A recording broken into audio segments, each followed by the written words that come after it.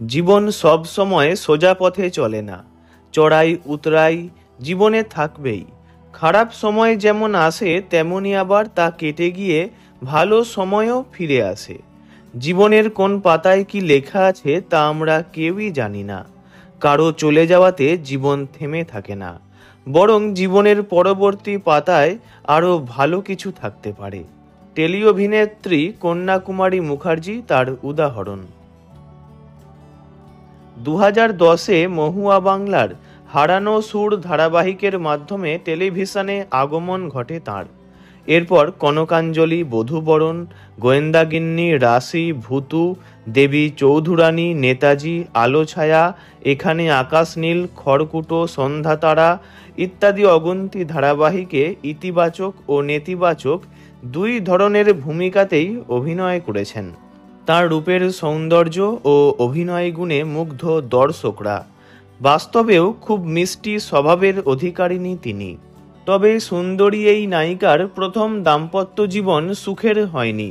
2011 সালের জুন মাসে মাত্র মাস তিনেকের পরিচয়ে অভিনেতা তথাগত মুখার্জিকে বিয়ে করেন তিনি। কিন্তু 3 বছর পার হতে না হতেই তাঁদের মধ্যে বিচ্ছেদ হয়। জানা যায় অভিনেত্রী দেবলীনার প্রেমে পড়েছেন তথাগত। তখন অনেকেই দেবলীনাকে তাঁদের সংসার ভাঙার জন্য দায়ী করেছিলেন। 2014 সালে তথাগত ও দেবলীনা বিয়েও করে নেন। তবে 2021 সাল নাগাদ তাঁদের সম্পর্কেও ভাঙন ধরে ও তাঁরা আলাদা হয়ে যান।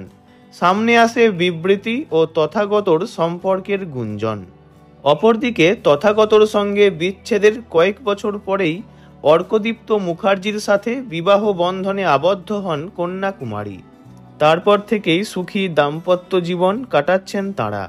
কন্যাকুমারী ও অর্কদীপ্তর এক কন্যা সন্তানও আছে। তার নাম ভূমিসুতা মুখার্জি, ডাকনাম মাসা। ছোট্ট মাসাকে নিয়ে সুখী পরিবার তাঁদের।